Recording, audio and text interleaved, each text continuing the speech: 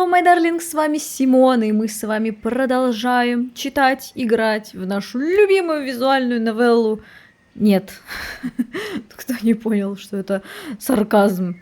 Короче, мы тут, если кто-то не помнит, мы остановились на том, что Ирина с этими словами встала и, забыв о нашем существовании, пошла по коридору мимо нас. Как сделал бы любой здравомыслящий человек, но мы все еще здесь. А это что-то да говорит о нас с вами.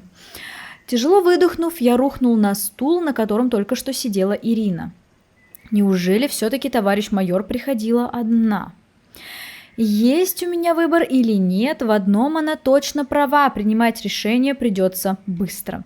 А пока я даже не видел альтернатив, жизненный шторм кидал меня с одного бивня черных скал на другой. От Кагаме к Элли, от Элли к Кабаяши Корпорейшн, оттуда прямиком в нежные ежовые рукавицы майора КГБ Ирины Мостовой. Хотя бы Кагаме они не подозревают. Могу ли я верить этому? В любом случае, я чувствовал, что теперь связан с ней общей бедой и просто обязан рассказать ей про советскую разведку. Ладно, допустим. Ночной Токио после визита Ирины казался каким-то не таким, как обычно. Прохожие недобро косились в мою сторону, зловещие тени прыгали по стенам домов, а за каждым углом меня поджидал враг. Моя подозрительность возросла до таких пределов, что от простого гудка машины уже бросала в дрожь. Однако, как бы я ни старался, заметить реальную слежку мне так и не удалось. Может, и не стоит так переживать, если КГБ все равно знает, куда и к кому я еду. Он едет или идет? Если едет, то на чем? Вагон метро или не... метро. Так поздно работает метро в Токио. Зависть испытываю я. Вагон метро лениво выплюнул последних полусонных пассажиров на станции, ближайшей к месту встречи. В этот раз не было смысла выходить заранее, так что на месте я оказался минут за 40 до назначенного времени. Просто так стоять на мосту было невыносимо, поэтому я наматывал круги взад-вперед в ожидании Кагаме. И вот за 5 минут до полуночи она наконец появилась. Вот тоже какая пунктуальность. За 5 минут, да, вот приходит. Молодец. Вот молодец. Ты рано, мрачно отметила она, словно констатировала энтузиазм приговоренного, который раньше времени явился на собственную казнь. Это что сейчас с нами делать тут будут? Только пришел. Соврал я, даже не знаю зачем. Извини за то, что сегодня было на крыше, я правда не хотел, чтобы так получилось. Проехали. Разве сейчас это имеет значение? Пойдем, не надо заставлять Ичиносе-сана ждать. Насчет этого... Я почесал затылок, собираясь с мыслями. Он не придет. Как понять, не придет? Ну, вот так вот. Вот так. Искренне удивилась Кагаме. Мне стоило рассказать тебе обо всем раньше, но я просто не хотел создавать тебе еще больше проблем. На самом деле, конечно, лишних проблем я не хотел создавать сам себе, заранее зная, как она отреагирует. Она пойдет звонить в Кремль. Нет, она поедет и... Ой... Нет, конечно. Но теперь скрывать что-либо уже поздно. Обещай, что выслушаешь меня и не будешь делать поспешных выводов. Говори уже. В прошлое воскресенье я столкнулся с одной женщиной, русской. Она работает на КГБ. Про обстоятельства знакомства с Ириной я, конечно, благоразумно умолчал. А чё такое? Она бы сразу такая... Она тебя хочет. Мы же знаем, как у КГБ это все работает. Ей нужна была информация о работе отца, опять какие-то документы и все в этом духе. Естественно, я ничего не сказал, потому что попросту ничего не знаю, и меня отпустили, приказав не высовываться. «Вот так просто?» – неожиданно спокойно спросила Кагаме. «Ну да, вот так просто, а что с меня взять?» «И мне рассказать об этом ты, конечно же, не посчитал нужным. Эти люди не шутят, чем меньше знаешь, тем лучше. Почему-то мне кажется, что это еще не все». Да, видишь ли, глупо усмехнулся я и вдруг понял, что уже до крови расчесал затылок. Ау. Эта женщина, ее зовут Ирина, сегодня опять приходила ко мне домой и в этот раз сообщила больше. Что они следили за твоим отцом и за тобой тоже, но тебя ни в чем не подозревают. Тут же замахал я руками для большей убедительности. И она сказала, что твой отец жив. Конечно, они не знают, где он и что с ним. Лицо Кагаме с каждым моим словом становилось все краснее и краснее. И ты говоришь мне об этом только сейчас? Да я сам узнал пару часов назад, честное слово. То есть за нами все это время следил твой чертов КГБ? Он не мой, аккуратно вставил я. А ты знал и молчал? Да ничего я не знал. Может, ты вообще с ними заодно? Может, это такая хитрая уловка, чтобы... Она разозлилась настолько, что уже просто пыхтела в холостую, не в состоянии выговорить ничего членораздельного. Да ты послушай сама себя, в конце концов. Вот я тебе рассказал правду, и что получаю в ответ? Твои истерики делу не помогут. Мои истерики? Ну все, ему трындец. Грозно рассмеялась она. Не твоего отца похитили и держат в заложниках. Не за тобой следит КГБ. В смысле? Милочка, на секундочку остановимся, за мной тоже. Угу, мы тут в одной лодочке немножко. Вообще-то и за мной тоже. Не тебе приходится каждый день заходить на школьный двор, как на поле боя, а потом до ночи работать в ресторане, чтобы было на что жить. Кагаме поняла, что ее занесло, закусила губу и опустила голову. Извини, я понимаю, что тебе приходится нелегко. Понимает он, конечно. Знаешь что? Я вообще один в этой стране, и я больше не понимаю, во что можно верить, кто виноват в смерти моих родителей. Ты считаешь, что никому не по силам понять твоих великих страданий? Что ж, может тут ты и права. Каждый, знаешь ли, на жизнь смотрит со своей колокольни. Вот ты считаешь чьи-то проблемы малозначительными, а для кого-то они, возможно, жизненно важные. Так и другие люди посмотрят на тебя сейчас и лишь усмехнутся. Наверное, ты прав. Ну, это странная философия, типа жить с мыслью, что ну да, мне фигово, ну кому-то же живется еще хуже, правильно? Ну, это какой-то тупиковый путь, да, понятно? Ну, типа, всегда нужно помнить о том, что, надо спускаться с небес на землю. Твои проблемы — это не центр мироздания, ты не пуп земли, там. И понятное дело, что да, для тебя твои проблемы самые главные, но кому-то действительно может быть хуже, или так же плохо, как и тебе. И ты его проблему можешь считать незначительной. Но это, если типа только на этом и базировать свое мнение, это, реально какой-то тупиковый какой-то путь. Ну, типа, а где тогда развитие? Ты такой думаешь, это плохо, мне бы это исправить. Но ведь кто-то живет еще хуже, и ничего, нормально, так что я, в принципе, и так проживу. Это очень странно. Не надо так, не надо. Неожиданно мягко ответила Кагаме. Просто устаешь постоянно жить под прессом ответственности. Устаешь от бесконечных нападок. Раньше я еще как-то держалась. Понимала, что отцу сейчас нелегко, и ему очень нужна поддержка. А кто поддержит меня теперь, когда его нет? Да он есть, он жив, все нормально. Тише, моя маленькая. Он найдется. Только и смог выдавить из себя я. На самом деле я действительно не знаю, что сказать, и не уверен, что мои слова вообще что-то изменят. Извини, мне следовало рассказать тебе про КГБ сразу. Как говорила мама, ложь всегда в итоге откроется. Кагаме улыбнулась. Да, мне тоже она говорила что-то подобное. У вас что, одна мама? Так что началось? Если что, я понимаю, что у них не одна мама, что все мамы так говорят. Просто она так сказала, типа, мне тоже она так говорила. Не моя мама мне тоже так говорила, а типа она, как будто это про ту же самую женщину речь. Она хлюпнула носом и потерла глаза. Ну ты моя маленькая. Ирина говорит, что они его забрали, что в его бумагах не было ничего интересного. Но он... С ним все в порядке, если верить ее словам. А ты веришь? Я тут же представил хитрую ухмылку на лице Ирины. Казалось, что она откровенно не врет, но так ловко манипулирует фактами, преподнося их дозированно и ровно под тем углом, под которым выгодно ей. Скорее всего, Ичиноса действительно жив, ей нет никакого смысла врать об этом. Если бы его убили, то это могло бы послужить хорошим предостережением нам. А уж пытаться задобрить меня с Кагаме? Зачем? Я думаю, что в данном случае она говорит правду. А может быть, у них тактика, чтобы вы, наоборот, булки расслабили и прошкварились где-нибудь конкретненько, чтобы вас тоже мочкануть где-нибудь в подворотне. Откуда вы знаете? Откуда знаете, что у них вообще за план? Вы вообще ничего не понимаете, что здесь происходит. Как и мы все. Мы тут, в общем-то, все и собрались, как бы, да, чтобы разобраться. Вот только насколько от этой правды легче самому Ичиносе или моему отцу? Твой отец для них не в пример важнее. Твой отец для них не в пример важнее.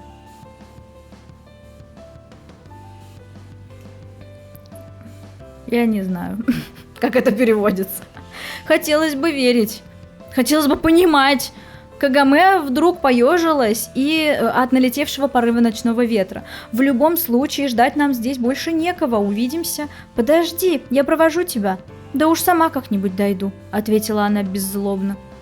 Это не жест вежливости. За тобой, скорее всего, следят, как и за мной. Я уже один раз не смог вычислить слежку. Не хочу повторить этой ошибки. Как знаешь, пожала плечами Кагаме и быстро зашагала по направлению к своему ресторану.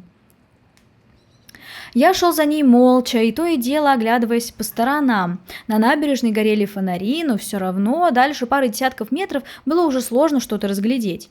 Если за нами все-таки следят, то у них есть значительное преимущество. Кагаме же чеканила шаг, даже ни разу не обернувшись. Мне казалось, что все необходимое уже сказано, а пытаться начать разговор снова теперь еще более ее раздражать. «Ой, дед!» Возле ресторана на ступеньках сидел какой-то совсем дряхлый, чуть не столетний дед. «Дедушка!» – закричала Кагаме и подбежала к нему. «Ты почему не спишь?» А он спал. Что, пристали к человеку? Вышел на свежий воздух. Что? Не понимаю. Он с трудом поднял на нее мутные с поволокой глаза. Похоже, он вполне себе спал. «Кагаме-тян, наконец-то! Что-то случилось? Вот, это тебе!» Он достал из-за спины папку с бумагами и протянул ее Кагаме. «Что это?» Вечером приходил какой-то человек и просил передать это Ивамуре-сан. Кагаме нетерпеливо развязала веревку и быстро пролистала толстенную папку. Оттуда выпал клочок бумаги. Я поднял его и быстро прочитал. «Кагаме-тян, я боюсь, что за мной могут следить, так что отправляю копию документов тебе. Будьте осторожны, Ичиносе-сан», с глубоким уважением в голосе произнесла Кагаме. «А твой друг?» – неожиданно оживился, уже было начавший вновь засыпать дед. «А, да, это Нико-кун, мой одноклассник. Очень приятно». Я демонстративно низко поклонился. «Дедушка, это очень важные бумаги, нам надо их изучить, а ты иди уже спать». «Вот вечно гоняешь меня, словно я дитё малое». Он поднялся, кряхтя, охая и ахая, и зашел внутрь. «Если ты правда хочешь взглянуть на документы, то нам хотя бы нужен свет. Только не подумай ничего такого», – вспыхнула она, раскрыла настежь дверь и жестом пригласила меня войти. «А чего такого надо думать-то, я не понимаю. Чего, вот вы бы хоть это обозначились». Через минуту я уже стоял в комнате Кагаме. Несмотря на то, что по площади она была разве чуть более моего чулана, во всем царил непривычный для меня порядок. Нигде не было видно ни телевизора, ни музыкального проигрывателя, и вряд ли для них тут нашлось бы место. Мебель выглядела старой, да, наверняка таковой и была. В целом я чувствовал себя здесь неуютно, но сходу не могу понять, в чем именно дело. «Извините уж, чем богаты», словно прочитала мои мысли Кагаме. «Да нет, все в порядке, я просто не часто в гостях бываю, особенно у девушек, женщин. Надеюсь, у тебя не возникнет никаких странных идей». Слушай, это у тебя, мне кажется, только какие-то эти идеи в голове-то. Мы вообще даже не подумали ни про что такое. Я тоже надеюсь. А я-то как надеюсь. Кагаме тяжело вздохнула, закатила глаза и села на пол, кинув папку на кровать. Многоточие. «Превьюшка! Всем стоять!» Бесконечные ряды цифр и формул, графики скорости, расчеты орбит и траекторий. Документы, похоже, были отсняты на старом ксероксе, у которого давно кончились чернила, поэтому часть информации было вообще не разобрать, а другая больше напоминала древнеегипетские иероглифы. Есть какие-нибудь идеи? Почему ты у меня спрашиваешь? тебя наверняка оценки лучше, чем у меня. Конечно, у вас же там преподают ракетостроение. И какое отношение мои оценки имеют к пониманию этой тарабарщины? Здесь нужна докторская степень, а то и не одна. Вообще никаких идей. Ну, протянула она и крепко задумалась. С определенной долей уверенности могу сказать, что они что-то куда-то собираются запускать. Запускать как ракету? Да. Если отец действительно строил ракеты, как говорил Ичиносе-сан, то все сходится. Да, но ведь мой отец химик. Ну, может, они хотят запустить ракету, чтобы добывать полезные ископаемые на астероидах. К чему тогда такая секретность? Не знаю. Я продолжала увлеченно листать документы. Увлеченно, но с каждой минутой понимание становилось все меньше. Цифры и формулы плясали перед глазами, водили причудливый хоровод, и вот я уже слышу у себя в голове их насмешливый шепот. Конечно, глупо было надеяться, что обычный школьник поймет работу десятков ученых, которые трудились над этим наверняка не один год. Как думаешь, что КГБ известно обо мне? Не знаю. А почему ты спрашиваешь? Просто не каждый день узнаешь, что за тобой следят такие люди. То есть слежка японцев или корпорации тебя не смущает, а то, что они забрали твоего отца, я внезапно почувствовал обиду за державу. Хотя в данном случае не имел никакого отношения к происходящему. Ни в плохом, ни в хорошем смысле. Я никогда не думала, что следят лично за мной. Ну если так ставить вопрос, смутился я и украдкой взглянул на Кагаме. Она продолжала внимательно изучать бумаги. Только вот для тебя все происходящее как будто в порядке вещей. Если еще и я буду психовать, то нас тогда точно вместе в дурдоме закроют. То есть я психую. Слушай, ты прям вообще неправильно себя ведешь. Надо чуть-чуть по-другому. Ты, понимаешь, надо выбирать слова. Тут надо немножечко поосторожнее быть, ага? Спросила она внезапно спокойным голосом. Спокойно, ладно, хорошо. Извиняюсь. Извините. Иногда, ответил я осторожно. Наверное, у меня на то есть причины. Наверное. Дальше продолжать этот разговор было опасно. Вот, делаешь выводы. Молодец. Многоточие. Ой, ушнула! Еще превьюшка. Я зевнул, потянулся и только тогда заметил, что Кагаме мирно посапывает, положив руку под голову. «Эй!» – тихо позвал я, но она спала. «И что прикажете мне делать? Уходить домой? Ты знаешь, где дверь?» Я встал, чтобы пройтись по комнате, но понял, что это проблематично. Шаг в сторону, и ты упираешься в стену. Часы показывали 2 ночи, уже действительно поздно. Я еще раз посмотрел на тяжелую папку с документами, помедлил немного, затем присел, осторожно взял Кагаме на руки и положил на кровать. Я надеюсь, она имела в виду не эти странные мысли, да? Она оказалась значительно легче, чем я предполагал. Укрыл ее одеялом, забрал бумаги и вышел из комнаты. А дед и здесь уснул. Внизу, за одним из столиков с чашкой чая в руках, сидел ее дед. «Уже уходишь? А что, в 2 часа ночи думаешь, что не пора, да?» «Кагаме заснула», — сказал я виновато. «Ей приходится нелегко». Его взор внезапно прояснился, но буквально на мгновение. А теперь, когда и Синди исчез, уж подавно, я понимаю. Не знаю, какие у вас отношения, но надеюсь, ты позаботишься о моей внучке. Я сразу понял, ты парень хорош. Так, подожди, тихо, что за давай поженимся? Я даже не собирался ничего такого делать. Когда столько лет готовишь другим, волей-неволей научишься разбираться в людях. Кстати, да, в общепите, мне кажется, вообще так людей видно. Ну, типа, потому как ты к официантам относишься, к еде вообще, в принципе, как ты вот себя ведешь. Блин, глубоко вообще. На первый взгляд его глаза звучали несколько неуместно. Но если принять во внимание всю их ситуацию, то деда можно понять.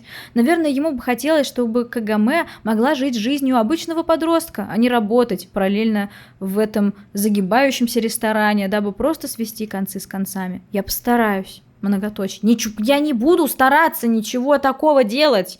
Я буду одиноким никакуном, который умрет в одиночестве. Все. Такси везло меня домой сквозь... такси... нет, сюда он все-таки на метро приехал. Теперь на такси поехал. Все, я понял. Такси везло меня домой сквозь залитый электрическим светом ночной Токио. Казалось, что город совершенно не изменился за последние пару недель. Он спит и даже не подозревает, что где-то в его недрах затевается что-то страшное. Угрожает ли этот проект каким-то отдельным группам, странам, регионам, всей планете? И надежда только на Никакуна нашего. Я расплатился с водителем и еще долго стоял перед домом, всматриваясь в сумрак, тщетно силясь разобрать в нем безмолвных соглядатаев. Не, капец, так можно до паранойи дожить, реально, это очень страшно. Очень страшно, когда так. Так, 17 сентября 1987 года. Сложно запомнить, что тебе снилось, когда из сна вырывают настолько бесцеремонно настойчивым трезвоном в дверь. Это точно не Химицу, потому что я вчера не запирал дверь изнутри. Даже не успел посмотреть, сколько было времени. Такое яркое солнце за окном выдавало, что, скорее всего, на дворе раннее утро. Да ты вообще просто Шерлок Холмс. Когда я подошел к двери, звонки сменились яростным стуком. Да иду. На пороге стояла разгневанная Кагаме. «Где документы? Ты их взял!» «Ивамура-сан, вы вообще знаете, который час? А, кстати, действительно, который? Документы!» Грозно повторила она и бесцеремонно протиснулась в дом, оттолкнув меня локтем. Я покорно последовал за ней. «Чё ты ржёшь?» «Ага!»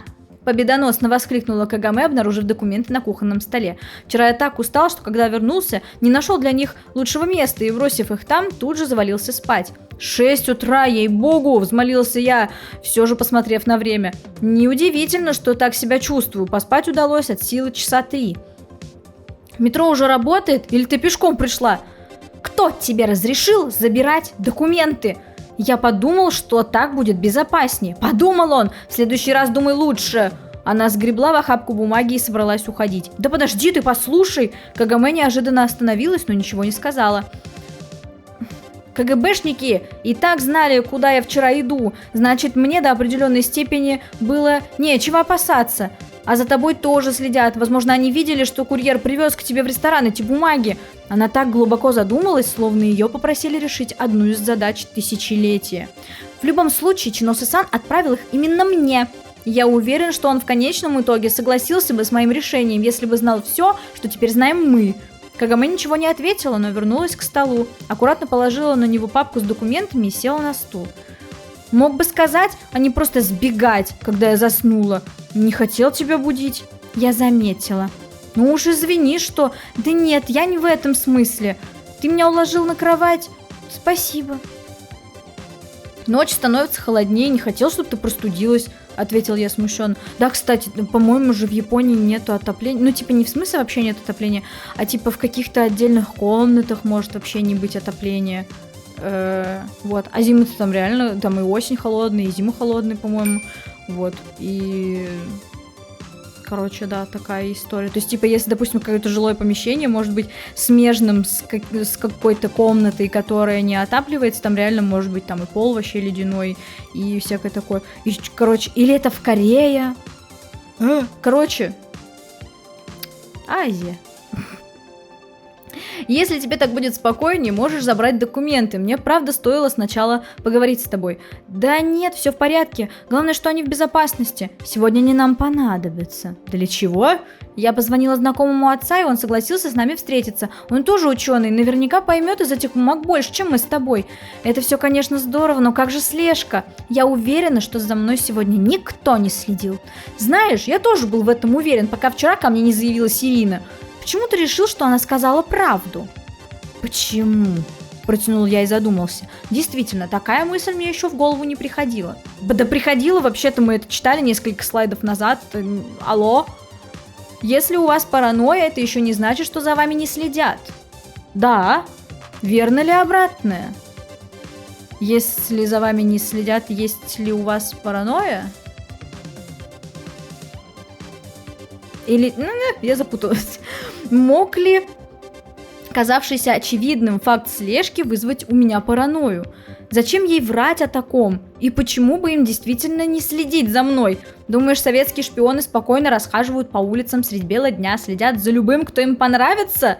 Мне кажется, у японской разведки на этот счет есть свое мнение. Ну, если ты так ставишь вопрос, пожалуй, глупо было бы предполагать, что действия Ирины и ее коллег не встречают вообще никакого противодействия. И станут ли они лишний раз светиться из-за простого школьника? Но она знала такое, что не могла узнать никак иначе. Кагаме задумалась. Возможно, они следят за моим рестораном, за твоим домом, за школой, наконец, не знаю. Но если за тобой постоянно по пятам ходит агент, у них ведь людей не хватит. Вряд ли Ирина привезла с собой из Союза целую дивизию. Тут Кагаме, скорее всего, права. Но ты же понимаешь, что у нас нет такой возможности это проверить. Нет никакой возможности это проверить. Если за нами действительно не следят, то мы об этом никогда не узнаем. А может быть еще хуже? Вдруг усмехнулась она и вальяжно откинулась на спинку стула. Нас могут убить. Так разве это жизнь? Моя золотая, ну какая-никакая. Все-таки да, жизнь. Мне кажется, что пока ты жив, здоров и в здравом уме, это жизнь. И она одна. Не стоит ей так просто разбрасываться. Вот это правильно. Это очень правильно. Какие философствования, вы только поглядите. Какой экзистенциализм. Фыркнула Кагаме, подошла к холодильнику, открыла его и долго изучала содержимое. Что ты делаешь? Собираюсь готовить завтрак. Так, не отбирай у Химицу хлеб для завтрака. Понятно? Она вдруг замерла, закрыла дверцу, повернулась ко мне и с ухмылкой добавила. Если господин, конечно, не возражает. Ой, какая. Я вот с утра ничего не ела, потому что пришлось сразу к тебе бежать. Господин не возражает. Передразнил я ее и ушел приводить себя в порядок. Многоточие. А то как-то это негоже, действительно. Он, может, вообще в трусах ей открыл, кстати. Никто не написал об этом. Буквально через 10 минут на столе появились разнообразные плошки, миски и тарелки. Традиционный японский завтрак, за вычетом рыбы, которой мне не водилось. Да и вообще было сложно понять, из чего Кагаме умудрилась все это приготовить. Воистину каша из топора. Ты чем-то недоволен? С чего ты взяла? У тебя такое выражение лица. Какое? Такое, буркнула она и принялась за еду. Нет, готовила она не хуже Химицу. Просто Химицу давно не закатывал такой пир ради обычного завтрака. Возможно, Кагаме просто хотела покрасоваться. Каждому человеку приятно, когда его таланты ценят. И, думаю, в своих кулинарных умениях она была полностью уверена. Все очень вкусно, я даже не ожидал. Не ожидал? Ай, да я не то сказать хотел, забудь. Не хуже, чем твоя рыжая подруга готовит. Химицу? Откуда ты знаешь, что она мне готовит? Только слепой не заметил бы, что у тебя бенто в школе почти каждый раз. Сомневаюсь, что ты сам себе их готовишь. Справедливо. И нет, не хуже. Спасибо. Это его 2 фразы были подряд. Не обратила внимания. Ну, я надеюсь, что да. Я молитвенно сложил руки и демонстративно медленно поклонился. Вот это совсем не обязательно. Как скажешь. Итак, где и во сколько нас будет ждать твой человек? Многоточие. Все, уже уехали. А ты уверена, что встречаться около станции метро утром в час пик – хорошая идея? Всю дорогу я озирался по сторонам и пытался запутать потенциальных преследователей, выбирая заведомо длинные маршруты. Благо, время позволяло. Если за нами действительно следят, как ты говоришь, то какая разница? Нигде не будет безопасно. Твоя правда, неохотно согласился я. Знакомый отца Кагаме появился ровно в назначенный час. Казалось, что лет ему примерно столько же, сколько и Ичиноса, но выглядел он моложе, худой и подтянутый, еще полный сил и не утративший блеск в глазах. Я сразу решил, что нам стоит расположиться в знакомом баре. Он находился неподалеку от станции, да и в такой час нас вряд ли там кто-то побеспокоит. А главное, не побеспокоит совершенно агент КГБ, которая познакомилась с тобой именно в этом баре, которая точно знает, что ты там пропадаешь, и конкретно за этим баром точно может быть слежка. То есть, если в гипотезе, что встретиться около метро, типа, ну какая разница, типа, если за нами всегда следят, то нигде не безопасно, то идти в место, где они точно знают, что ты зависаешь, это, мне кажется, тупо. Но я никогда не убегала от слежки, конечно же, не знаю. Может быть, надо прям специально на видном месте прятаться. Здравствуйте. Не знаю. Бармен медленно кимарил. Медленно что, господи, что я читаю? Бармен мирно кимарил за стойкой и даже воздержался от своих привычных выкриков, лишь вежливо поприветствовал меня. О, еще превьюха. Господи, господи. Нисимура-сан, это Николай, коротко представила меня Кагаме. Очень приятно. Взаимно. Давайте сразу к делу. Я вижу, что материала у вас много. Нисимура сначала... Правильно я читаю хоть? Нисимура, да. Сначала быстро полистал всю папку, потом выбрал оттуда несколько листов, достал их и начал изучать уже внимательнее. Так, очень интересно. Я нетерпеливо ерзал на стуле, как школьник перед проверяющим его экзаменационную работу учителем. Торопить его нельзя, но и ждать совсем нет никаких сил. Кагаме же, напротив, выглядела внешне спокойно, но я был абсолютно уверен, что внутри у нее кипят те же эмоции. «Значит, вы говорите, что вам это передал Ичиносе-сан? Вы знакомы?» «Да, мы пересекались на научных конференциях, но я бы не сказал, что мы знакомы лично». «Тогда вряд ли ему стоит рассказывать про то, что случилось с Ичиносе. Честно говоря, я вообще не знал, какой уровень откровенности уместен в общении с этим человеком». Кагаме поставила меня перед фактом, что мы покажем ему документы, а у меня не было особого повода возражать. В конце концов, я тоже хотел знать больше о происходящем, хоть и изрядно опасался совершить ошибку. Довольно странно, однако, что он отдал такие важные документы именно тебе, Кагаме-тян. Да, понимаете, просто папа, у нее плохо получалось врать, особенно врать о чем-то серьезном, глядя в глаза другому человеку. Поэтому мне пришлось вступиться, чтобы с самого начала не подорвать его доверие. Ладно тебе, Кагаме, тут нечего стесняться, понимаете, Акира-сан сейчас в больнице. В больнице? Надеюсь, ничего серьезного? С искренним участием спросил Нисимура. Ничего такого, просто обострение панкреатита, но врачи настояли на госпитализации. Не знал, что у него панкреатит. Я уже мысленно проклинал себя за неудавшийся эксперимент, но Нисимура продолжил. Впрочем, мы уже давно не общались, и потому тоже я удивился твоему звонку сегодня утром. Извините за это. Ничего, не то чтобы я чем-то занят сейчас. На пенсии жизнь становится однообразной. Небольшая встряска мне не помешает. Кажется, пронесло многоточие. Он еще некоторое время изучал бумаги, и я все-таки не выдержал. Нисимура-сан, вы что-нибудь поняли? Он отвлекся от чтения и пристально посмотрел на меня из-под очков. О, да, я многое понял. Кроме одного. Как к вам попали эти материалы? Это важно? С раздражением спросила Кагаме. Это важно для меня, чтобы убедиться, что вы не пытаетесь втянуть меня во что-то плохое. Тебе ж скучно на пенсии, какая разница? Тем более я слышал, что эти работы планировали свернуть. Он внимательно посмотрел на Кагаме, затем на меня, словно судья, ожидающий ответа от обвиняемых. Мы просто просим помочь, потому что сами во всем этом разобраться не в состоянии. Это неудивительно, здесь... Его голос внезапно задрожал, а на лице появилось выражение благоговейного трепета, как будто у него в руках находились не простые листы бумаги, а по меньшей мере мироточащая икона. Это прорыв в науке на годы, может даже на десятилетия. А в чем этот прорыв заключается? Сначала вы ответьте на мой вопрос. Я посмотрел на Кагаме, она сидела с выражением упрямой решимости на лице. Понятно, что ничего ему говорить она не собиралась, даже под пытками. Я не был так категоричен, но и вступать с ней в спор перед Нисимурой не хотелось.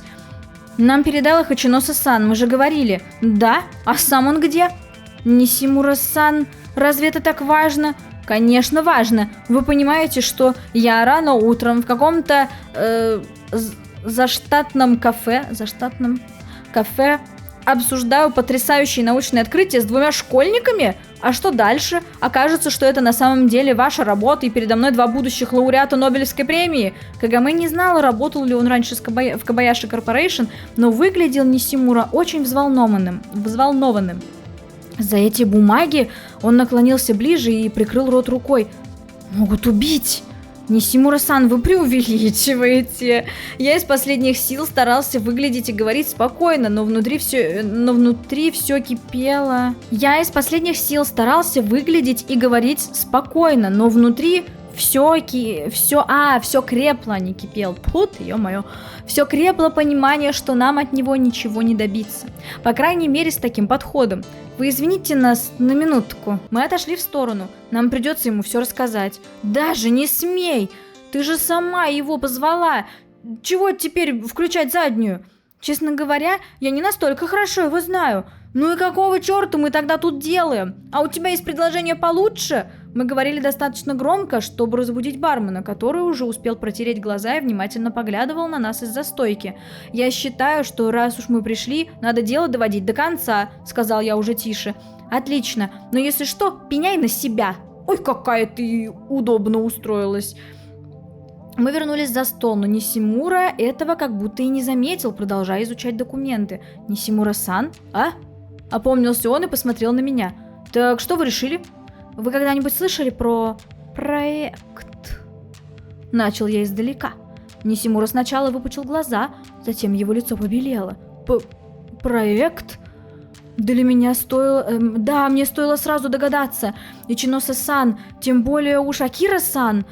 И эти исследования, они сразу показались мне подозрительно знакомыми. Вот черт, дети, я не хочу иметь с этим ничего общего и вам не советую.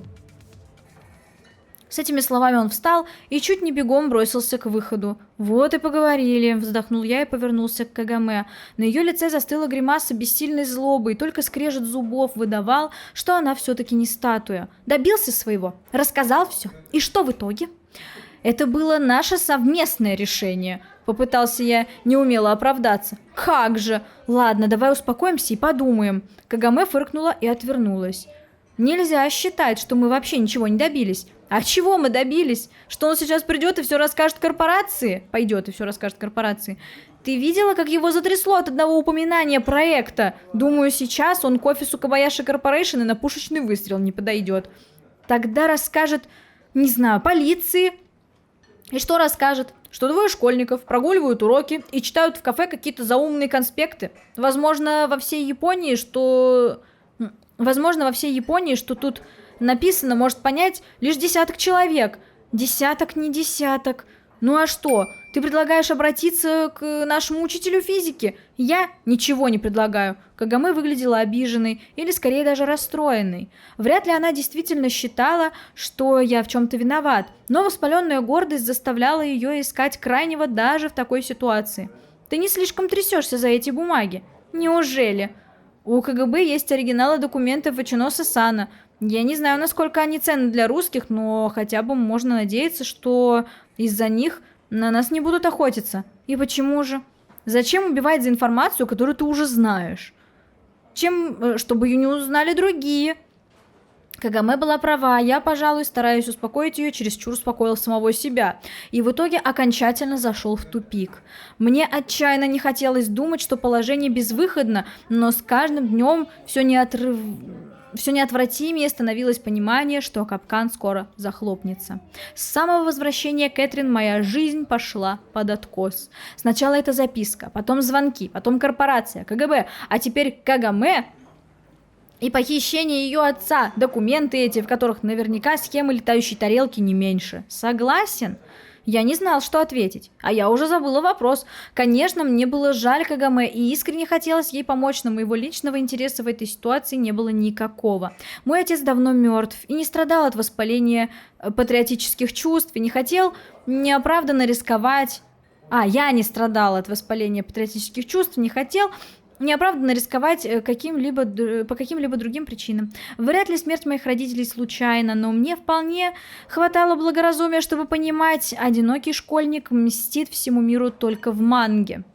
Понимала ли это Кагаме? «Мне иногда кажется, что ты готова на все. Чтобы вернуть отца? Да. Я немного не об этом. Мне кажется, что для тебя цель оправдывает средства. Ой, вот только не надо изящной словесности. Если бы ситуация развернулась на 180 градусов, и ты оказалась бы во главе Кобаяши Корпорейшн, не использовала бы ты также любые методы для достижения цели, как это сейчас делает Кобаяши Джун.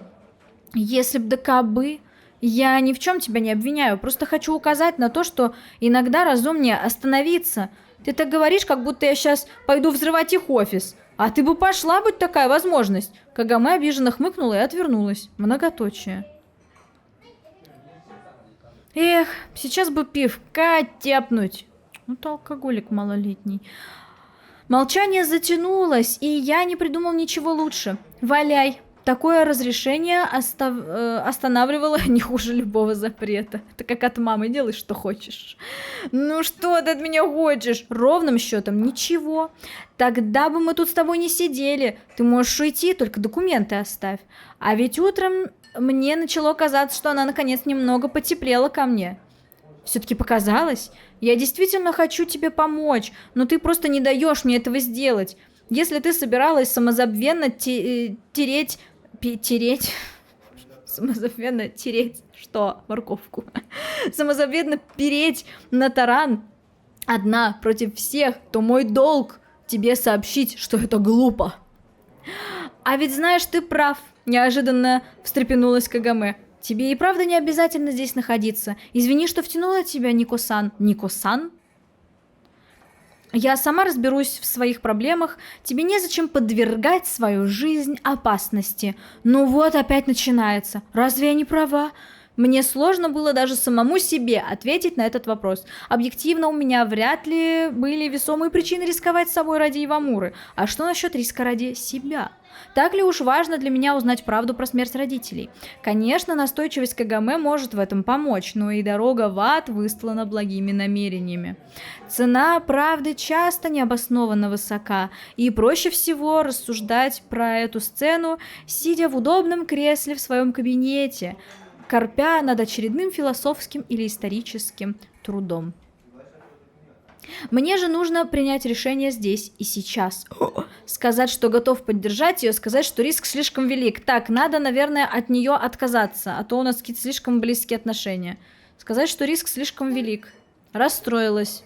До свидания. Правотой ты готова прикрыть любые свои действия. Будто я действительно могу как-то им навредить, сказала она со злобой и сломала пальцами зубочистку, которую крутила в руках. Это была опасная женщина. Откуда тогда столько ненависти? Я впервые поймал себя на мысли, что Кагаме не просто хочет найти отца. В ее словах, жестах, выражении лица, в самой ауре, окружающей ее, во всем читалось жгучее желание отомстить. Я не вправе упрекать ее за это, но достаточно ли пары недель, чтобы проникнуться такой искренней ненавистью к корпорации? Я должна улыбаться, молчать и томно хлопать глазами, как твои девки. Какие мои девки? Ты их сама всех на меня повесила, этих девок. Ты забываешься. Больше всего я забылась, когда решила связаться с тобой. Защитную реакцию Кагаме вызывали, пожалуй, не только определенные темы, но сейчас и я уже слишком завелся. Я сделал все, что мог. Мне сказать больше нечего. Вот и отлично. Тогда счастливо оставаться. Она встала, собрала бумаги со стола, подчеркнуто долго и аккуратно складывала их в папку, затем взяла ее и вышла из бара. Я остался один, и со мной осталось щемящее чувство недосказанности. Возможно, не стоило вообще давить на больное. Но сколько можно идти у нее на поводу? Есть ли здесь мой интерес или нет? Если она продолжит в том же духе, то рано или поздно нас обоих подведет под монастырь. Ух, Колян, а ты определенно знаешь толк в женщинах. К моему столу подошел бармен. Бар с утра был абсолютно пуст. Ты о чем? Как ты на нее смотрел? Да ты туда же. Ну что с ними? Я не понимаю. Как я на нее смотрел? Так ты раньше иногда смотрел на Кэтрин. Вот не надо только гнусных инсинуаций, ради бога. Мы с Кагаме ссорились, а с Кэтрин у вас никогда терок не случалось. Вот именно, он просто так на нее смотрел, когда она его бесила. Типа, это не имеет ничего общего с любовью. Окей, да. Возможно, он был прав, но мне не хотелось сейчас думать о Кагаме в этом смысле. В этом смысле. Но если даже бармен заметил, то что? То что? при других обстоятельствах. А сейчас что мешает? Много всего, многоточие. Я мешаю, я для вас шутка какая-то, я не позволю этого. Всю дорогу домой я думал над словами бармена. Не надо думать над ними. Молодой организм без особых проблем продолжает функционировать с максимальной эффективностью даже после нескольких часов сна. Но это только если тебе есть чем заняться весь день. А если ты намереваешься просто досидеть до вечера и тогда уже лечь спать, то недосып накроет быстро.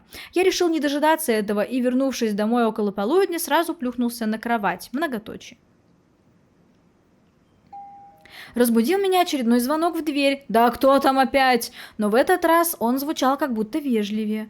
Надев штаны и натянув рубашку, сначала не с той стороны, я метнулся к двери. Значит, все-таки Кагаме он открыл в трусах, потому что ничего не было написано про то, про кого он одевался. Странно, но позвонили только один раз. Вдруг вообще показалось? Однако за дверью я встретил гостя, которого уж точно не ожидал увидеть. Я так и думала, она все время с гитарными запилами приходит. Элли, привет. Ты спал? Извини, что разбудила. Да нет, в смысле, я спал, но это ничего страшного. Она заметно нервничала. Что-то в Элли было не так, как обычно.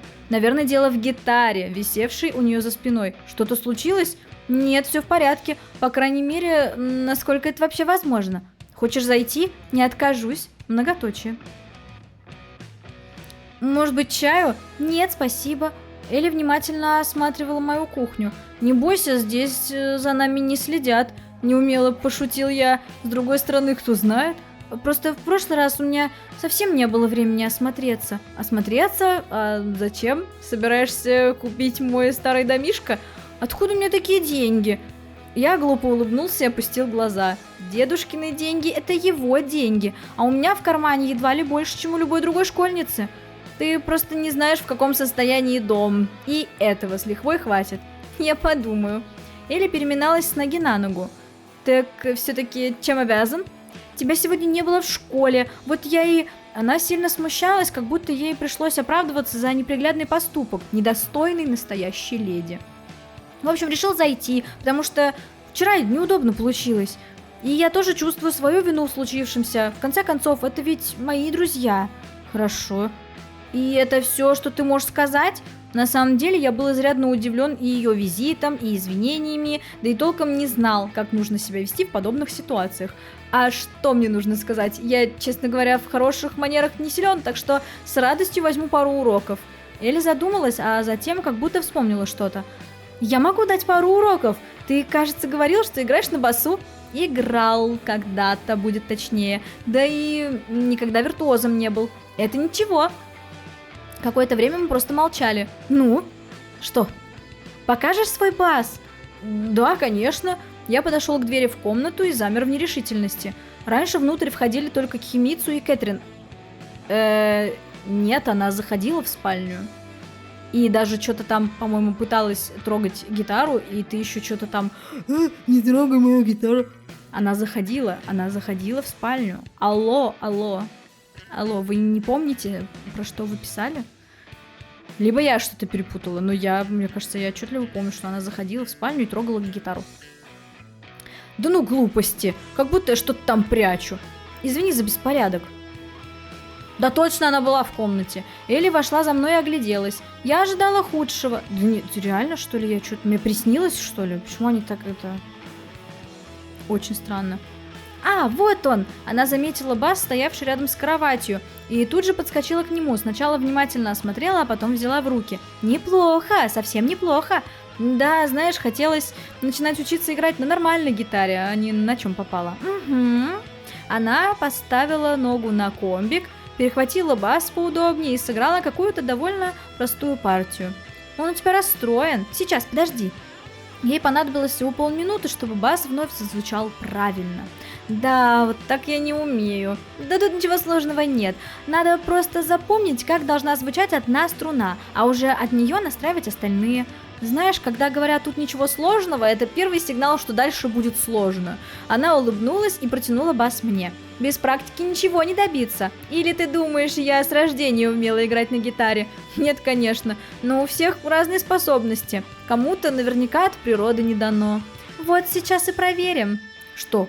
Элли сорвалась с места и через пару секунд вернулась с гитарой. Ага, ну да. Дай сюда. Она бесцеремонно выхватила бас у меня из рук, села на кровать и начала играть. Запомнил? Естественно, нет, возмутился я. Тогда я повторю медленнее. На второй раз действительно стало понятнее. И что это такое? Одна из моих новых песен. Многоточие. О, Элли вынула гитару из чехла. Готов? И раз, и два, и три. Она начала играть, а я просто сидел напротив и смотрел на нее. Ну, что? Ладно, когда я щелкну пальцами, вот так. Начинай играть то, что я тебе показывала. Знаешь, есть такая русская басня про осла, козла, мартышку и медведя. Не знаю, нетерпеливо перебила меня Элли. Так вот, там в конце примерно такие слова. А вы, друзья, как не садитесь, все в музыканты не годитесь. Ты сдаешься, даже не попробовав. Просто здраво оцениваю свои силы на основе прошлого опыта. Не ошибается тот, кто ничего не делает? Это про другое. Почему же? А мне кажется, как раз про тебя. Ты так боишься, что о тебе кто-то что-то не то подумает, что предпочитаешь вообще не давать повода. Да плевать мне на... Но я сразу почувствовал, что ее упрек больно отозвался где-то в глубине души. Если ты так хочешь, то пожалуйста. Вот и отлично. Многоточие. Песня оказалась действительно несложной, но когда я держал бас в руках много лет, сложно все. Нам приходилось не раз начинать сначала, потому что я и забывал, что дальше играть, или забывал, что дальше играть. Почему я начала путать предлоги, что происходит? Или совершенно сбиваться с ритма. Или старательно и терпеливо вновь и вновь показывала мне, как правильно играть. И я предположить не мог, что в определенных ситуациях ей удается так легко сохранять спокойствие. Когда мне самому уже хотелось разбить бас себе об голову, Элли раз за разом повторяла одно и то же. И наконец до меня дошло. Мы сыграли один раз правильно. И она такая: «Господи, ура!» Напоследок, дернув струну, крикнул я. «Вот видишь, а ты боялся». Но это было непросто. Зато как себя теперь чувствуешь? «Как себя чувствую?» — повторил я и с удивлением отметил, что настроение действительно резко улучшилось, и всего меня охватил непривычный душевный подъем. А где запятая? Или тут не нужна запятая? Господи, русский язык. Так, с удивлением отметил, что настроение действительно улучшилось, всего меня. Ну да, это, наверное, типа однородные предложения, да, наверное, не нужно.